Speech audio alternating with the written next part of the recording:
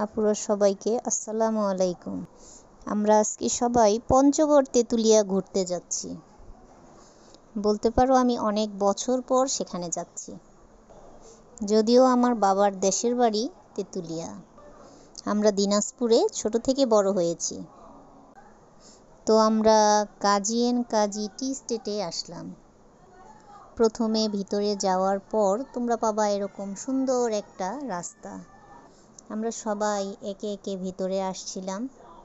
আমরা ভেবেছিলাম ভেতরে অনেক দর্শনীয় স্থান থাকবে, তবে জায়গাটা ততটা নিরাশ হওয়ার মতোও ছিল না। আমার তো ভালো লেগেছিল। ভেতরে পেলাম একটা ঝিল। ঝিলের পানিটা ছিল অনেক স্বচ্ছ। পানিটাতে অনেক মাছ দেখা যাচ্ছিল। মাছগুলি আমরা ধরতে পারতেছিলাম না, তার কারণ হচ্ছে ঝিলের যে ব্রিজটা সেটা ছিল ভাঙা। ওখান থেকে সোজা আমরা 0 পয়েন্টে গিয়েছিলাম। তারপর আসলাম আমরা ডাক বাংলোয়। এখানে আমাদের বাচ্চারা অনেক মজা করলো। এখানে বাচ্চাদের কিছু রাইড ছিল। আসলে ঘুরতে ঘুরতে কখন যে সন্ধ্যা হয়ে গেল আমরা টেরই পেলাম না।